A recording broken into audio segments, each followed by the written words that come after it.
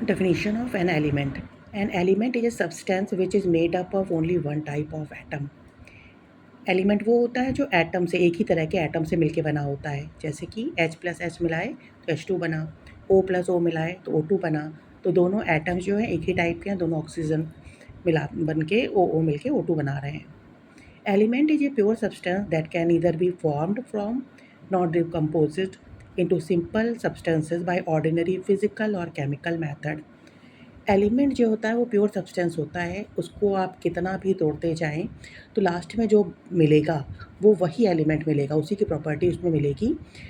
वो और उसमें ख़त्म नहीं किया जा सकता उसकी प्रॉपर्टी को। जैसे कि कार्बन है, एक एलिमेंट है। It can not be split up into two और more simpler substances by ordinary method. अगर कार्बन को हम हीट करें, ब्रेक करें, इलेक्ट्रिसिटी पास करें, तब भी कार्बन की जो प्रॉपर्टी है वो कार्बन की प्रॉपर्टी उसमें रहेगी। कितना भी छोटा होता चला जाए वो, उसकी प्रॉपर्टी ख़त्म नहीं होगी। कार्बन को हीट किया जाए, ब्रेक किया जाए, तब भी उसकी प्रॉपर्टी उसमें बनी रहेगी। तो एलिमेंट क्या है? एक प्योर सब्सटेंस है that can neither be formed from not decompose into simple substances by ordinary physical और केमिकल मेथड। ठीक है। लेकिन रेडियो एक्टिविटी के द्वारा, radioactivity, the process of radioactive decay and high energy nuclear reaction can transform one elementary substance into another। radioactivity क्या होता है? The phenomenon due to which certain elements spontaneously emit highly penetrating rays called radiation। इनके द्वारा थोड़ी बहुत इसकी property change की जा सकती है। Definition of atoms. एटम्स क्या होते हैं? An atom is the smallest particle of an element. जैसे H2 बना, H2 किससे बना है? H+H से। तो H क्या है? वो एटम है। That exhibits all the properties of that element, जिसके अंदर उस एलिमेंट की सभी प्रॉपर्टी होती है।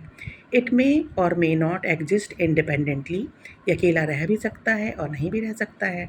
But takes parts in every chemical reaction. लेकिन जो एटम है वो केमिकल रिएक्शन में पार्ट लेता है। किसी भी केमिकल रिएक्शन में एटम पार्ट लेते हैं। जैसे take a small piece of zinc and grind it into smaller pieces. Zinc का टुकड़ा ले लें, उसको और छोटे पीसों में पीस दें। All these pieces show properties of zinc. इतना ज़्यादा पीस दिया गया है तब भी सारी प्रॉपर्टी जो जिंक की होगी इसमें पाई जाएगी। On grinding them further they break up into very fine particles which still show the properties of zinc. और फिर और पीस दिया जाए तब भी इसके हर पार्टिकल में जिंक की प्रॉपर्टी पाई जाएगी। But there comes a stage when the particles can not be further subdivided into particles exhibiting properties of zinc. इसके बाद एक समय ऐसा आएगा जब इसको और ब्रेक किया नहीं जा सकेगा। These individual particles are the atoms of zinc. जब उनको और तोड़ा नहीं जा सकेगा तो वो जो पार्टिकल्स हमको मिलेंगे वो कहलाएंगे एटम्स ऑफ जिंक, जिनमें जिंक की सभी प्रॉपर्टी होगी। In other words an atom is the smallest possible unit of an element. Element का सबसे ज़्यादा जो पॉसिबल यूनिट है कि हम इस वो कहलाएगा एटम। छोटा के छोटा पार्टिकल जो है जिसको और तोड़ा ना जा सके वो कहलाएगा एटम। ठीक है। Discovery of electrons. William Crookes, a British scientist, noted that gases are ordinarily poor conductor of electricity। William crooks ने ऐसा पाया, नोट किया कि गैस जो हैं वो पुअर कंडक्टर ऑफ इलेक्ट्रिसिटी हैं, यानी इनसे इलेक्ट्रिसिटी को पास नहीं किया जा सकता। How ever when A high voltage 10,000 volts charge from an induction coil is applied to tubes filled with gases at very low pressure 0.01 mm mercury, the gases become good conductor of electricity and begin to flow from cathode to anode in the form of rays। उन्होंने कहा ऐसे तो gas जो होती हैं वो poor conductor of electricity हैं, यानी इनमें से बिजली पास नहीं की जा सकती। लेकिन अगर बहुत ज़्यादा वोल्टेज कर दिया जाए 10,000 वोल्ट और प्रेशर बहुत कम कर दिया जाए 0.01 mm मरकरी का, तब इसमें से इलेक्ट्रॉन्स पास किए जा सकते हैं जो कि कैथोड से ट्रैवल करेंगे और एनोड की तरफ जाएंगे। The cathode and travel from the cathode toward the anode, they are called cathode rays. क्योंकि वो कैथोड से एनोड की तरफ जाते हैं इसलिए इनको कैथोड रे भी कहा जाता है। इंडक्शन कॉइल यहाँ पे बताया गया, ये क्या होता है? N induction coil is a transformer for producing A high voltage from a low voltage. मतलब इस वोल्टेज बढ़ाना हो कहीं पर तो इंडक्शन कॉइल का यूज़ किया जाता है। Later, J. Thomson studied the characteristics and the constituents of cathode rays. इसके बाद J. थॉमसन ने इसके बारे में पढ़ा और इनकी विशेषताएं देखी कि किस किस चीज़ों से मिलकर कैथोड रे बनी है. The apparatus used by him is called the discharge tube. ये इनका बनाया गया apparatus को कहा गया discharge tube. Used by him is called discharge tube और एक cathode ray tube. इसको कहा जाता है discharge tube या cathode ray tube. A discharge tube is a hard glass tube. इसमें discharge tube में क्या है, ये glass tube है, hard glass tube होता है. Fitted with two metal plates. इसमें ये जो metal plates होती हैं known as electrodes, इनको कहा जाता है electrodes. One of which is connected to the positive terminal. एक पॉजिटिव टर्मिनल से कनेक्ट होता है और एक निगेटिव टर्मिनल से कनेक्ट होता है of the battery, and is called anode, positive electrode, while the other electrode which is connected to the negative terminal of the battery is called cathode, negative electrode. तो इसको ये जो negative से करेगा तो कहेंगे कैथोड और जो पॉजिटिव से कनेक्ट होगा तो कहेंगे anode. It has a side tube through which gas can be pumped out. इसमें ये साइड ट्यूब होती है जिसमें कि गैस को बाहर निकाला जाता है जिससे कि इसका प्रेशर कम किया जा सके. By using A vacuum pump, ये वैक्यूम पंप है टू क्रिएट ए वैक्यूम. ठीक है. When electrical discharge of 10,000 volts is passed through gases at very low pressure, 0.01 mm, cathode rays are produced. इसमें कैथोड रे प्रोड्यूस करने के लिए क्या होना चाहिए, pressure of gas should be low to conduct electricity. Pressure बहुत कम होना चाहिए और वोल्टेज बहुत ज़्यादा होना चाहिए, तभी इलेक्ट्रिसिटी पास हो, कैथोड रेज निकलेंगी. Properties of cathode rays. ये जो कैथोड रेज निकली इनकी प्रॉपर्टी क्या क्या थी. पहला, they travel from a cathode to the anode in straight line. ये कैथोड से यानी माइनस से प्लस की तरफ जाती हैं और सीधे लाइन में जाती हैं. They cause A greenish yellow florescence on a soda glass screen placed in the tube. इधर ट्यूब अगर लगाई जाए इस पे ग्लास ट्यूब तो इस पे क्या होता है, येलो ग्रीनिश येलो फ्लोरिसेंस ऐसी रोशनी दिखाई देती है इस पर.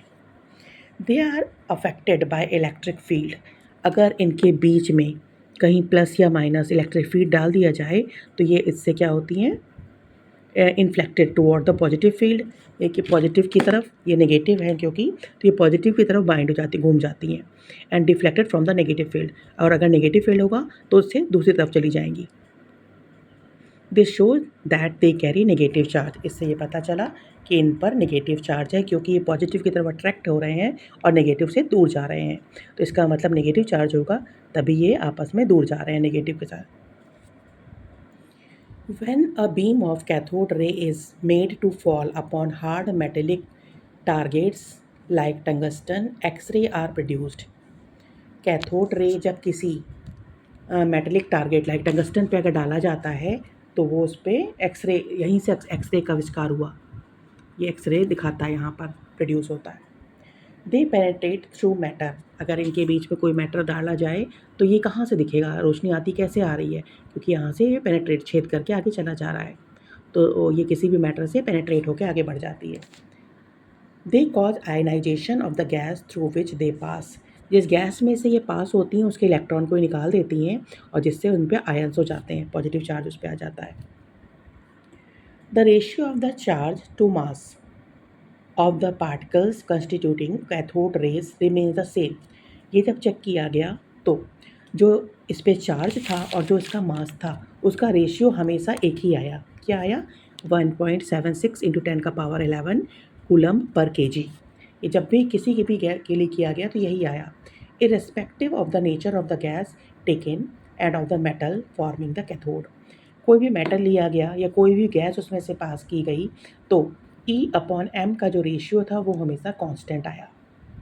They produce the shadow of an opaque object placed in their path.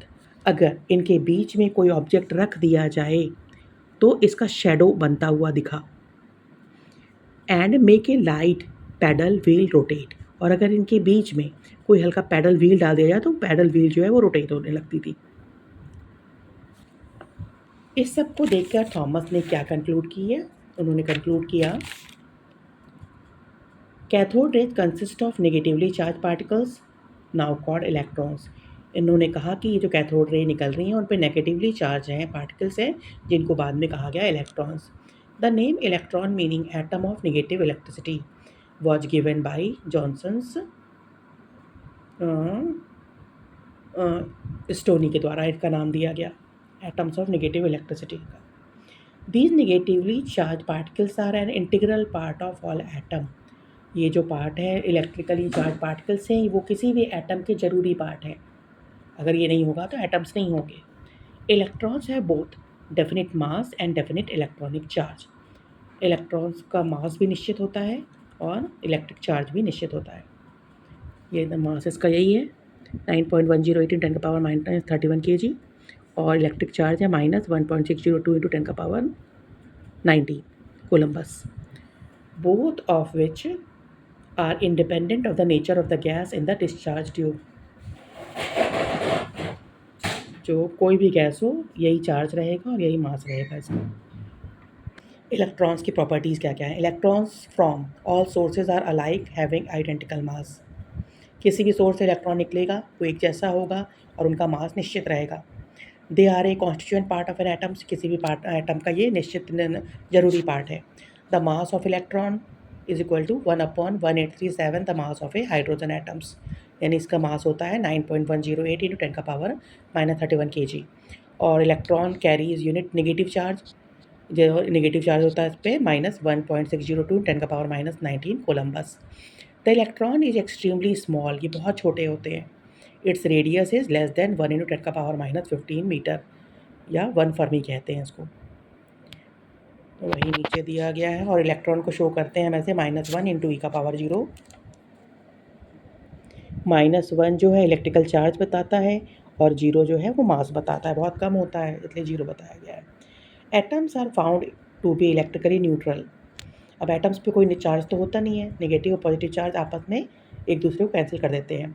So they must contain in addition particles that are positively charge such that the total negative charge of the electrons is equal to the total positively charge.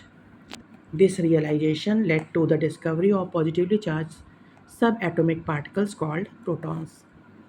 इसी से हुआ कि कोई भी positive charge भी इस पर होगा जो कि नेगेटिव चार्ज को ख़त्म करेगा। When a high voltage current is passed through a gas taken in the discharge tube, electrical energy breaks up the atoms of the gas into negatively charged particles electrons and positively charged particles protons. आगे हम लोग proton के बारे में पढ़ेंगे।